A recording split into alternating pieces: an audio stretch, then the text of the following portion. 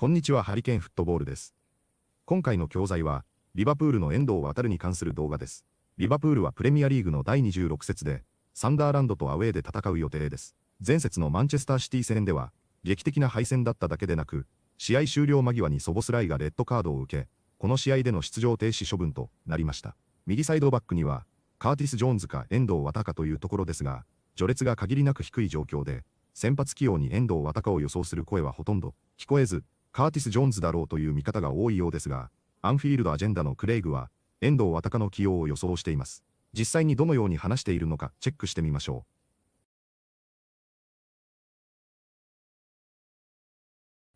What is up, my friends? You are very welcome along to our Sunderland preview here on Anfield Agenda. Yes, believe it or not, it is already that time. The Reds travel up to the Stadium of Light. It's a slightly later than normal kickoff time of 8:15 on Wednesday, which means we'll be live here for a watch-along from 7 p.m, where I hope you can join us. As usual, we'll take you through the game, match reaction, player ratings videos, and everything else that you would expect from us here on a match day. Before I get stuck into it though, ladies and gentlemen, I want to let you guys know about our giveaway.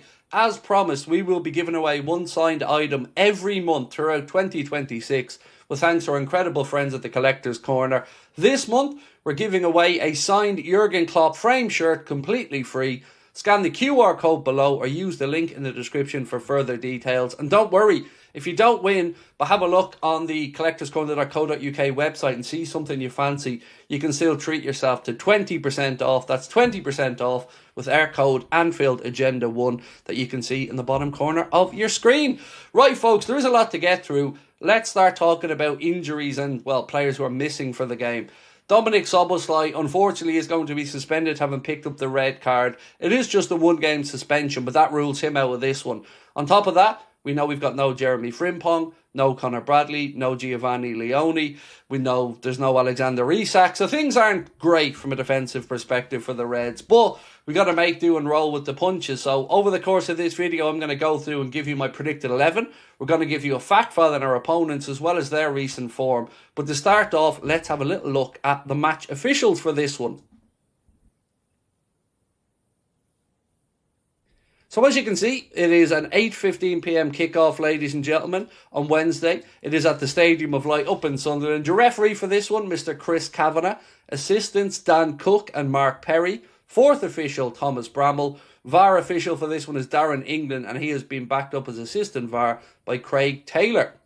Sunderland are winless in their last 11 Premier League games against Liverpool, drawing 5 and losing 6 since a 1-0 home win in March 2012. Thanks to a Nicholas Bentner strike.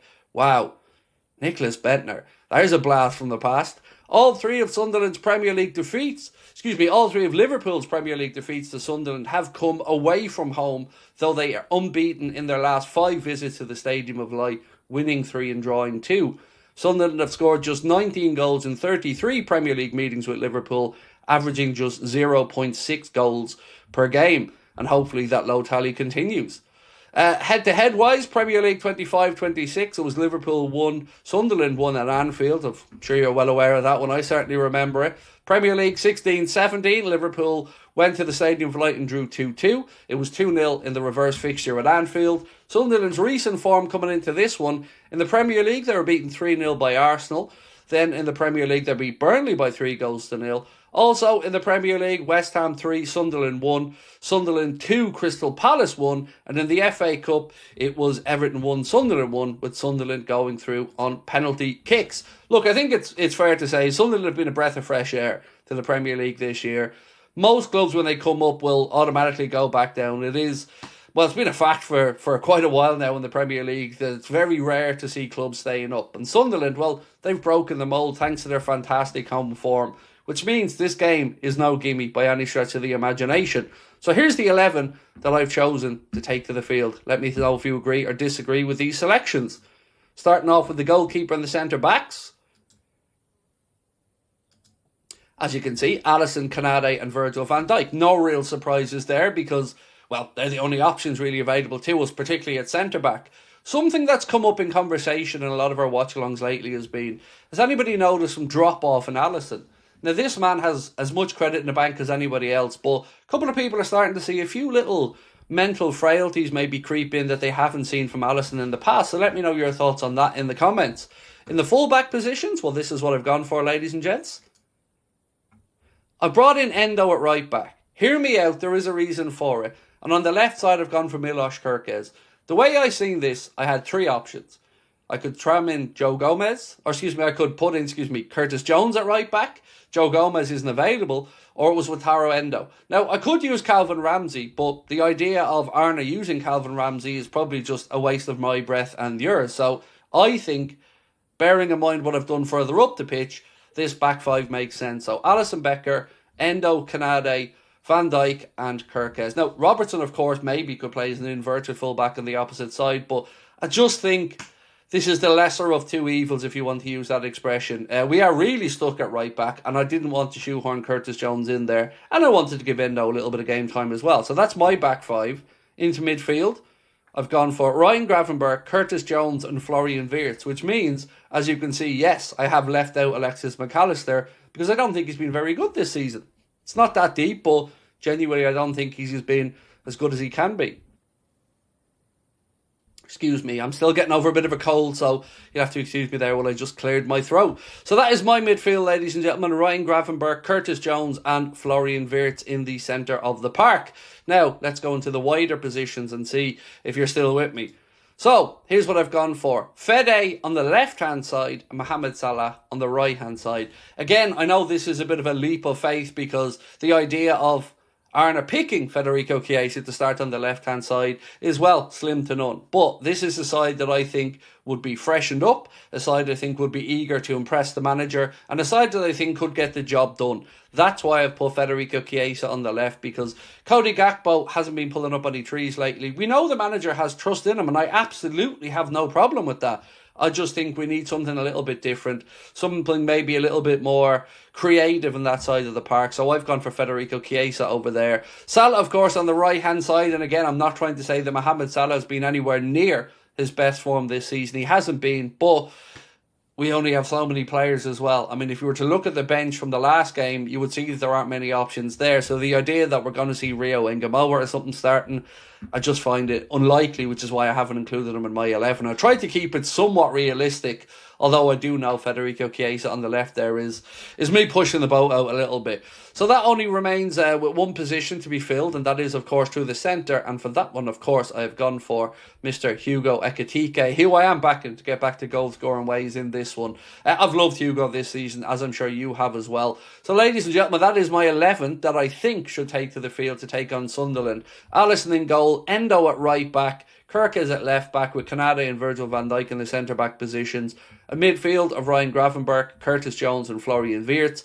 Then Federico Chiesa on the left, Salah on the right, and Hugo Ekitike through the middle. Now, if you have a different team or you think it could be set up a different way, please, by all means, feel free to let me know in the comment section. This is me having a stab at it as best as I can, of course, with the injuries and the concerns that we have. We need to win this game. It is pivotal. So with that in mind, what score have I gone for here? Honestly, I went back and forth with this one a few times. Start flirting with a 1-1 draw. Then I was thinking about a 2-1 away win for Liverpool. Never really crossed my mind that we'd lose the game. No disrespect to Sunderland. I just am expecting a response from Liverpool after the Manchester City defeat. So after weighing it all up, this is what I've come to the conclusion for. Liverpool to win the game, a crazy game, by 3-2. As always, I don't think it's going to be straightforward, but I do think we get over the line and get the job done. So that is my predicted 11, and my score prediction is for Liverpool to beat Sunderland by 3-2. Now it's over to you. Let us know your thoughts in the comment section. And again, thank you so much for taking the time to watch. We really appreciate it. Much love. 次は解説です。今回は面白い便利なイディオム表現も多かったですが、過去に解説したものも多かったので、新しいものを主にいくつかピックアップしています。それでは本日の解説をチェックしてみましょ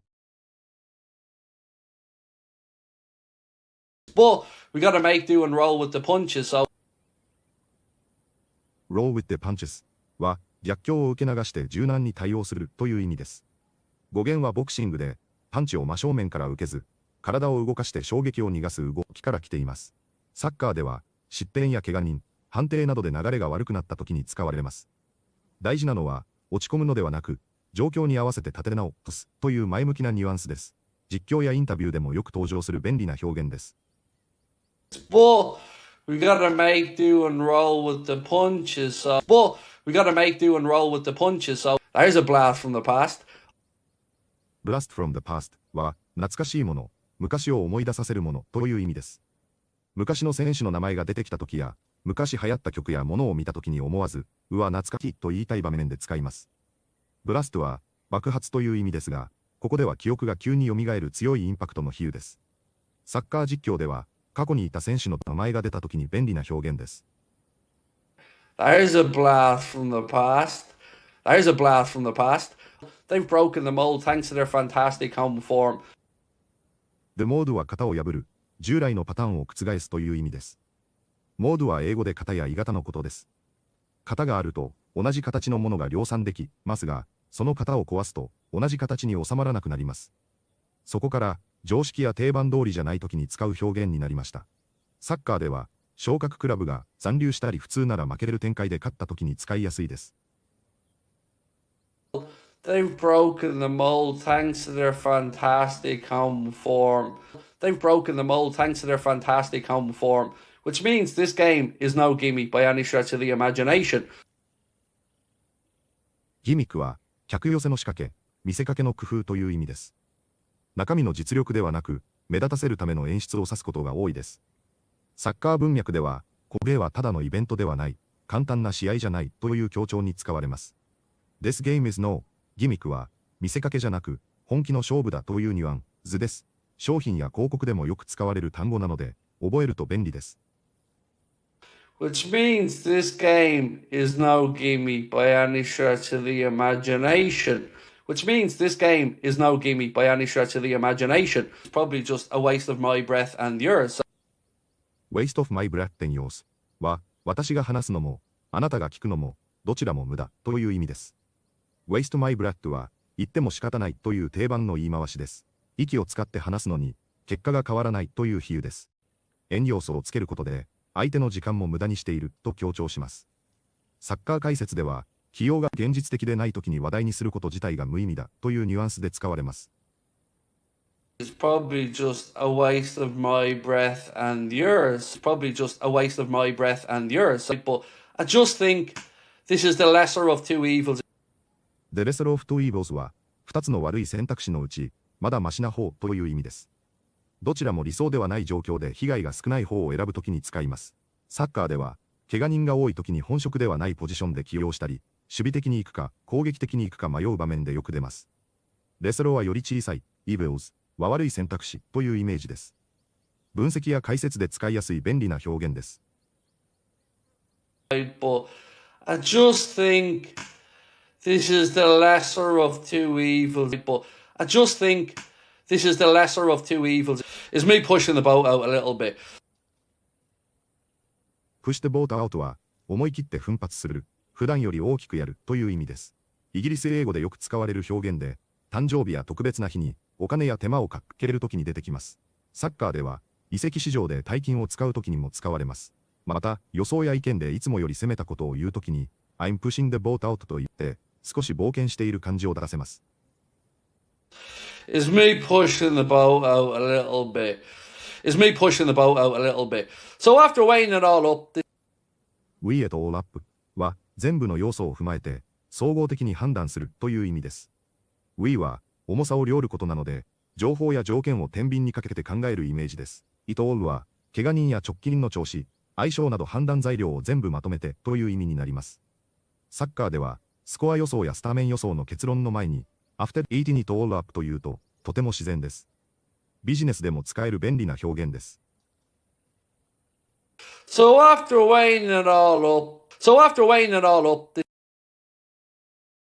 いかがでしたか？右サイドバックの状況が主に話題にはなっていますが、本職であるジェレミー・フリンポンとコーナー・ブラッドリーは、共に負傷離脱中、その次に起用されていたソボスライも、この試合では出場できない状況で、その次に起用されていたジョー・ゴメスは負傷中であり、その次に起用されていたカーティス・ジョーンズを右サイドバックで使うか、カーティス・ジョーンズを中盤で使うようであれば、右サイドバックにようやく遠藤航を起用するというところでしょう。本職であるカルビン・ラムジーは、経験不足で起用されそうにはないですが、ケルケズやロバートソンを右サイドバックで使うという話さえフッションの間ではされているように感じます。序列が最下位レベルになってしまった遠藤航と田中碧は、悲しすぎる以外にないので、1月の移籍も願っていましたが、ワールドカップまで、できる限り少しでも、出場時間を得られることを願って、監督への苛立ちは、私自身も抑えながら、選手が信頼を得ることを信じて応援したいと思います。